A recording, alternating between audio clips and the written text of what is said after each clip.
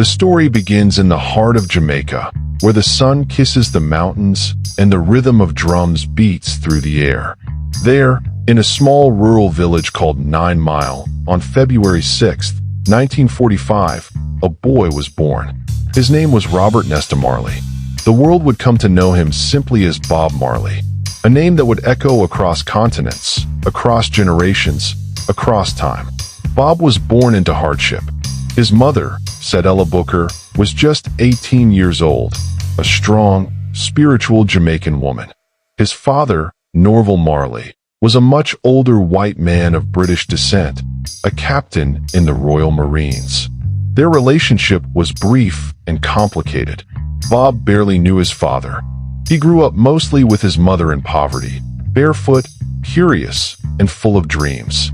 The young Bob spent his childhood climbing mango trees, playing football, and listening to the sounds of nature. The rustling of leaves, the call of birds, and the rhythms of village drums. It was there, in that little corner of Jamaica, that music began to live inside him. By his teenage years, Bob and his mother moved to Trenchtown, a tough neighborhood in Kingston, Jamaica's capital. Trenchtown was rough, crowded streets, tin-roof shacks, and the constant fight to survive. But it was also alive, filled with rhythm, laughter, and raw talent. It was the beating heart of reggae. And for Bob Marley, it was the place where he would find his voice. In the early 1960s, Jamaica's music scene was exploding with new sounds: ska, rocksteady, and reggae. Young Bob teamed up with his childhood friends Bunny Wailer and Peter Tosh. Together, they formed a small group called the Wailers. They had no money, no fame, just passion and a burning desire to be heard. They spent nights writing songs, harmonizing under streetlights, dreaming of freedom and change. Their music wasn't polished, it was real. It spoke of love, struggle, oppression, and hope. Songs like Simmer Down captured the frustrations of Jamaica's youth, and soon, people began to listen.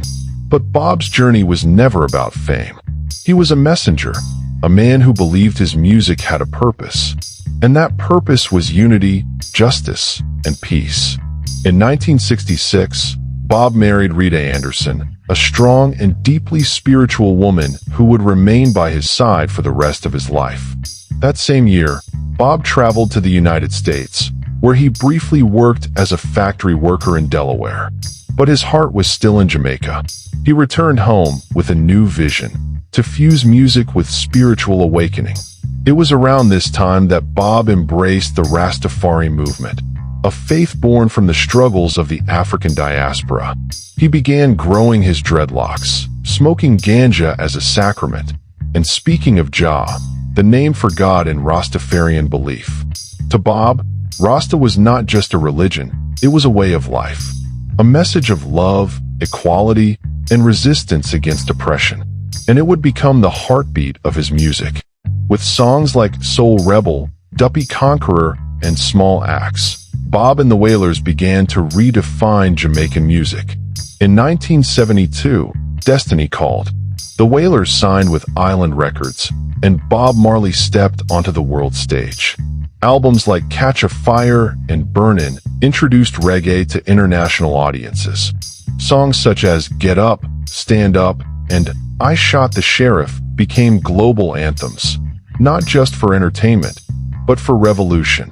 When Eric Clapton covered I Shot the Sheriff, reggae reached millions who had never heard the sound of Jamaica before. And behind it all was Bob, a man with a guitar, a mission, and a message. One love, one heart. Let's get together and feel all right. But success came with struggle. As Bob's fame grew, so did Jamaica's political chaos. The 1970s were a violent time. The island was divided between rival political parties, and gunfire filled the streets of Kingston. In 1976, just 2 days before a concert promoting peace, gunmen stormed Bob Marley's home and shot him, his wife Rita, and his manager. Bob was hit in the arm and chest, but miraculously survived. And just 48 hours later, he walked onto the stage. Wounded, bandaged, and fearless, Bob Marley performed for 80,000 people. He raised his hands to the sky and said, "The people who are trying to make this world worse are not taking a day off. Why should I?" That night, Bob Marley became more than a musician. He became a prophet of peace. His next albums, Exodus, Kaya, Survival, Rastaman Vibration, turned him into a global icon. Time magazine would later name Exodus the album of the century. His songs became weapons of peace. No Woman, No Cry reminded the poor to keep faith. Redemption Song became a hymn for liberation. One Love united people beyond color, beyond borders, beyond religion. Every lyric, every beat was a prayer, a call for humanity to wake up. But behind the power and the music, Bob was human. He was a husband, a father, a friend. He had 11 children with several women. And though his personal life was complicated, his love for his family and his faith never wavered. He played football every morning, laughed with his bandmates, and prayed before every show. He lived simply, a superstar who still walked barefoot through the streets of Kingston. In 1977, tragedy struck. A small wound on his toe, caused while playing football, was diagnosed as melanoma, a rare form of skin cancer. Doctors advised amputation, but Bob refused, citing his Rastafarian belief that the body must remain whole. He continued to perform, even as the cancer spread. By 1980, Bob Marley's health was deteriorating, yet he continued his world tour, performing before sold-out crowds across the globe.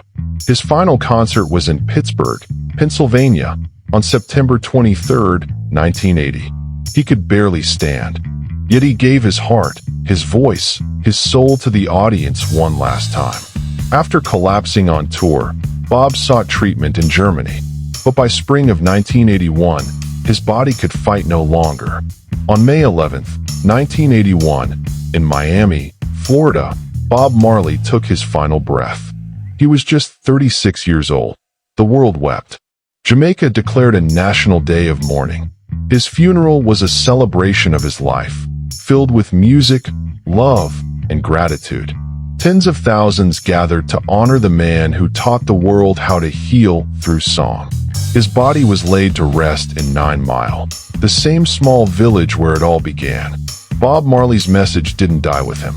His music still lives in every corner of the planet, in the voice of the oppressed, the hearts of dreamers, and the prayers of those who believe in peace. His words echo louder than "Emancipate yourselves from mental slavery. None but ourselves can free our minds." Bob Marley was more than a musician. He was a messenger of love, freedom, and unity. A man who believed that through rhythm, through soul, and through truth, we could all become one. Today, decades later, his songs still guide generations toward hope. He didn't just sing for Jamaica, he sang for humanity. Because in the end, Bob Marley's greatest gift wasn't just reggae music. It was the reminder that love, pure, fearless, unconditional love, is the only force powerful enough to change the world. Bob Marley, the man who brought peace through music.